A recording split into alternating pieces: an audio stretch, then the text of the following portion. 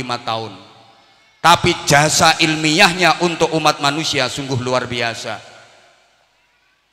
Imam Syafi'i, Muhammad bin Idris Asy-Syafi'i, yang madhabnya diikuti mayoritas bangsa Indonesia, umurnya hanya 54 tahun, tapi menjadi imam mujtahid, menjadi imam madhab. Bahkan Imam Ghazali, Abu Hamid Muhammad bin Muhammad Al-Ghazali, umurnya hanya 51 tahun, tapi jasanya untuk dunia sungguh luar biasa. Mereka sudah wafat, tapi sampai hari ini masih dikenang, masih disebut, masih terus didoakan, masih terus diamalkan ajaran-ajarannya. Masih banyak orang yang pengen mengenalnya, padahal mereka semua sudah wafat. Anda panjenengan ini masih hidup, tapi nggak ada orang yang pengen kenal dirimu. Mendingan aku, masih ada yang pengen kenal aku. Fotoku aja dipasang di situ masih laku. Coba ganti foto kamu. Ayahanda Gus Dur, Allah yarham, Kiai Wahid Hashim, usianya hanya 39 tahun sudah wafat. Tapi beliau termasuk perumus Pancasila, termasuk perumus Undang-Undang Dasar 1945. Umurnya hanya 39 tahun, tapi beliau termasuk panitia inti persiapan kemerdekaan Republik Indonesia. Sampean umur bisa panjang, tapi sampean pernah jadi panitia apa coba? Yang mono yamine panitia berkat iso. Jenderal Sudirman itu usianya hanya 34 tahun sudah wafat, tapi jasanya untuk negeri ini sungguh luar biasa. Beliau umur cuma 34 tahun tapi menjadi pahlawan nasional. Lah sampean pahlawan lingkungan aja enggak? Nama Jenderal Sudirman monumental, diabadikan menjadi nama-nama jalan protokol di hampir seluruh kota di Indonesia. Ada jalan utama yang namanya Jalan Jenderal Sudirman. Ayo jenengmu, namamu, tinggo jenenge kandang wedhus ora payu. Lah orang bisa manfaat punya jasa pasti selalu dikenang, pasti selalu diingat. Maka beliau Pak Haji Hermanderu insya Allah nanti selamanya akan dikenang. Kalau 2 periode jadi gubernur, insya Allah beliau menorehkan prestasi dan prasasti yang luar biasa. Lah nek periode kedua ketangkep KPK, amit-amit. Loh, nyatanya periode pertama bagus. Makanya kalau milih pemimpin itu yang sudah jelas. Gitu loh. Wes karuan jelas kinerjane terusno. Timbangannya yang belum jelas itu urung karuan jelas kok. Malah nanti program-program beliau yang bagus-bagus berantakan lagi. Lah kalau beliau ini kan program bagusnya tinggal melanjutkan. Lah kalau nanti gubernurnya baru lagi, aturannya baru lagi, malah ruwet meneh. Ya nek apik, lah nek elek tambah loro sampean. Mulane nek wong cerdas insya Allah milih beliau lagi. Biasanya bareng saya ceramah kayak gini didoakan bareng-bareng itu 99,9% terpilih lagi untuk periode kedua. Ya tapi rata-rata yuk nambahi. Yang terpilih-pilih itu loh rata-rata nambahi. Kalau nggak nambahi ya turun nanti jadi ketua RT. Biasanya gitulah, pilihan ada di tangan beliau. Nah, ini pentingnya kerjasama antara ulama dengan umarok. Maka sampean harus pilih umarok yang benar. Kenapa? Karena ada hal-hal yang ulama tidak mampu, yang mampu adalah umarok. Sebagaimana umarok tidak mampu, yang mampu adalah ulama. Maka antara ulama dengan umarok harus terjalin sinergitas, kerjasama, saling mendukung. Allahumma sholli ala Muhammad. Ora digatekne kok. Ya sama kayak saya dengan Pak Kapolsek. Ini sama-sama mendukung, sama-sama saling membutuhkan. Ada hal yang Pak Kapolsek nggak mampu, yang mampu saya. Sebagaimana ada hal saya nggak mampu, yang mampu Pak Kapolsek. Contoh, kalau urusan zakat jangan nanya Kapolsek, nggak mungkin paham. Tapi ini urusan hukum tanya sama beliau, urusan Kamtipmas tanya sama beliau. Halo. Nah, saya juga gitu. Misalnya ada anak muda mabuk berjamaah 25 orang. Ngelumpuk nokono kae le wonge. Nyekek botol sambil mabuk.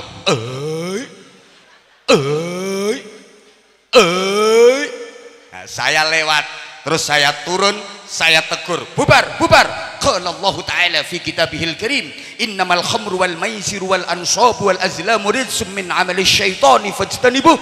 Kira-kira 25 orang yang mabuk tadi bubar apa ndasku diantem botol? Ya kepalaku yang dilempar botol. Coba yang datang Pak Kapolsek bawa anggota 2 saja. Bubar, bubar, bubar. Pasti 25 orang yang mabuk itu tunggang langgang larinya. Nggak lari, pecah ndase. Ini Kapolsek mampu, kiai nggak mampu. Paham betul? Sama Ketua Syuriah MWCNO Lalan, iki beliaunya pengen bangun gedung MWCNO yang standar izin Pak Mustasyar. Terus Ketua Syuriah ini keliling dari kampung ke kampung, pagi siang malam. Mari para jamaah warga Nahdiyin Nahdiyat, ini MWCNO Lalan akan bangun kantor, mohon jariahnya. Hukumnya kayak bangun masjid, karena untuk perjuangan agama. Ngetokne dalil iki Mbah Yai. Man bana masjidan lillah banallahu lahu baitan fil jannah. Terus surbane digelar diedarno. Paling nyeplung 2000, 5000, 2000, 5000, 50 tahun gedung MWC nggak bakal berdiri. Wah, anggarannya 20 miliar. Terima keliling sorban qala ta'ala qala nabi. Nggak mungkin jadi, betul? Tapi kalau Pak Herman Deru ndak usah pakai qala ta'ala, ndak usah pakai qala nabi, cukup instruksi. Bangun itu gedung MWCNO Lalan, anggarkan 20 miliar, tanda tangan teret, setempel, cetok, selesai. Ndak usah qala ta'ala, ndak usah qala nabi, betul? Mulane golek pemimpin sing model ngene iki. Wis tak kono ngene kok gak realisasi, kualat. Loh, ya enggak harus 20 miliar Pak Herman. Gedung yang WC iki sak miliar ya wis apik. Ngono yi. Wis tak ewangi wisan. Lah iya nek gedunge wis dadi ya liyane to. Wis gedung wis dadi tapi elek kok. Jadi lu ngono, jadi sampean ingat gak? Ini pentingnya milih pemimpin, karena pemimpin melahirkan kebijakan. Kebijakan itu menentukan nasib rakyat. Ngono loh. Di Surabaya, Jawa Timur, itu dulu ada tempat yang paling dikenal dunia, namanya Gang Waladolin. Gang Doli loh. Itu tempat penjualan sarang burung. Jumlah PSK-nya pakan manuk 17.000 sekian. Saya punya datanya.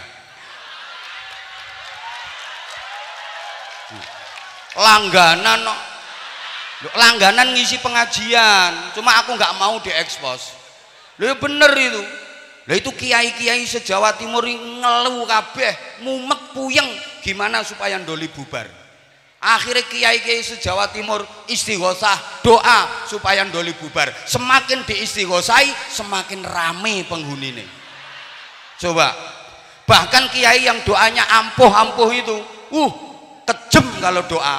Ya Allah, lonte-lonte ndoli itu bikin gudiken semua, bikin boresen semua, bikin lepra kusta semua biar nggak laku. Lu didongakno ngono ambek kiai, PSK-ne tambah mulus-mulus.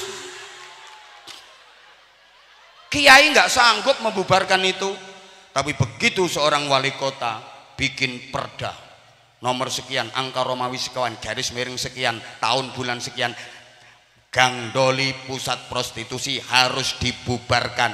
Teken tanda tangan, teret, setempel, cetok, selesai, Doli bubar. Kiai gak iso. Ini pentingnya kebijakan. Loh sampean mau bangun madrasah, mau bangun pondok pesantren, nah kalau nggak dapat izin dari pemerintah nggak bisa. Makanya jangan pernah ngomong anti pemerintah, anti politik. Loh kiai harus paham politik. Man la ya'rifus siyasah akalahu siyasah. Siapa yang nggak ngerti politik, dia akan dimakan oleh politik. Betul apa dirimu oon orang ngerti ngono. Tapi ya jangan semua. Yang di bidangnya, yang ahlinya kaya Mbah Yai ngene iki mboten usah nderek-nderek, jenengan suriah mawon, ra usah melok-melok dadi pengurus partai, malah digodolanan wong-wong Mbah Yai. Nek wayahe butuh ae do sowan jenengan, tapi kok nek wis dadi lali. Karena seringkali pilkada itu hanya beda tipis dengan PLKB. Nah, PLKB itu kalau lupa jadi, lupa minum jadi, tapi pilkada kalau jadi lupa. Tapi orangnya nggak di sini, ini orang Amerika sana.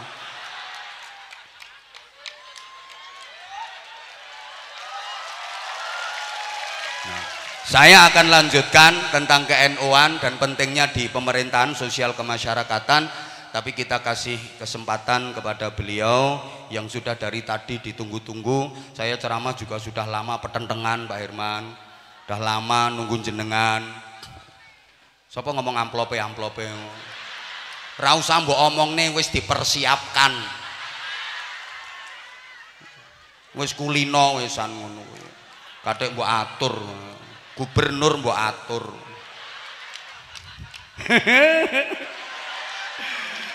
Mohon izin Pak Herman Deru, mohon maaf banget kita beri. Ini saya ceramahnya belum selesai loh. Nanti setelah sambutan langsung nih. Nanti setelah sambutan, nasihat, arahan dari beliau, saya lanjut ceramah lagi dan ditutup dengan doa. Oke? Oke? Harap nggak ada yang bubar sebelum doa. Eman sampeyan ya biar dipersiapkan sama ajudannya. Ini bedanya kiai sama pejabat tinggi. Kalau saya tadi nggak ada yang noto-noto kayak gitu, nggak ada. Pakai cagake mic ditoto, micnya steril. Kowe bawa semprotan pora, nanti micnya kena aba PMC.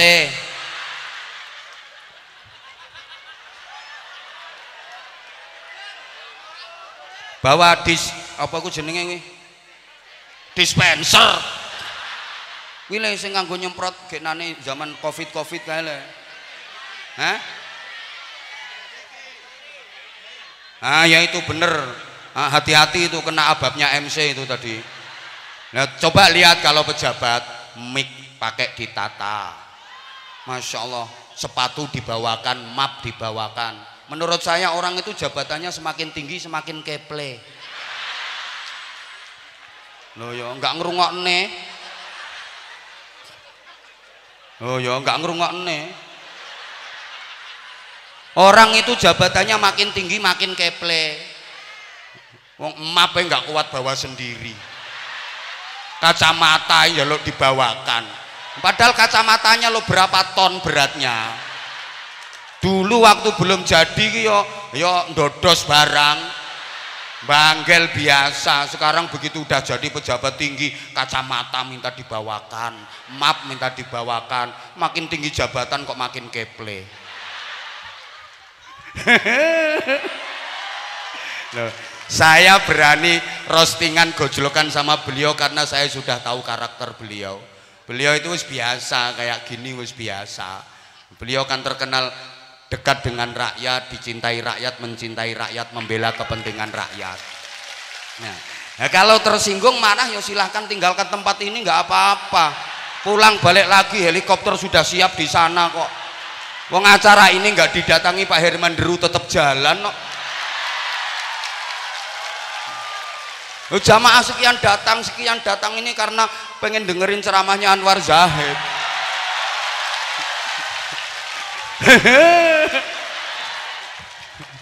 Izin Bapak, tapi satu kehormatan yang luar biasa Bapak berkenan hadir. Ini kebanggaan bagi warga Kecamatan Lalan. Banyak kecamatan dan desa lain pengen dihadiri beliau, tapi beliau banyak kesibukan, banyak tugas macam-macam.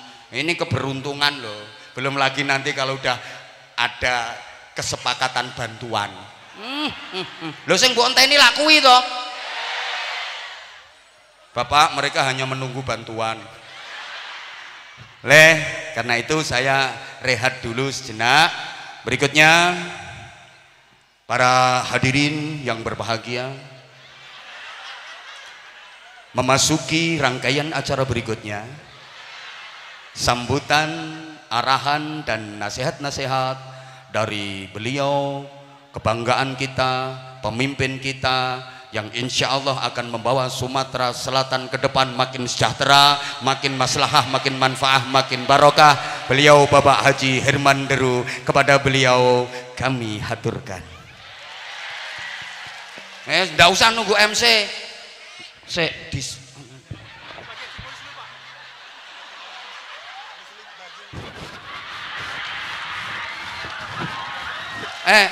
Apa jenenge operator, nggak ada mic lain. Lain kali kalau ada orang semacam beliau harus ada mic khusus yang dipersiapkan. Hah? Oh biasanya bawa sendiri. Loh, yang dibawa sendiri itu bawaan dari lahir.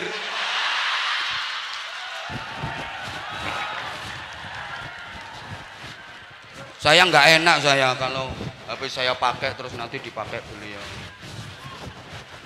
Bawa disinfektan nggak?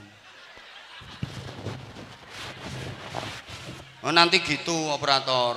Untuk penceramah juga mic-nya sendiri, dan nggak kecampuran ABA PMC.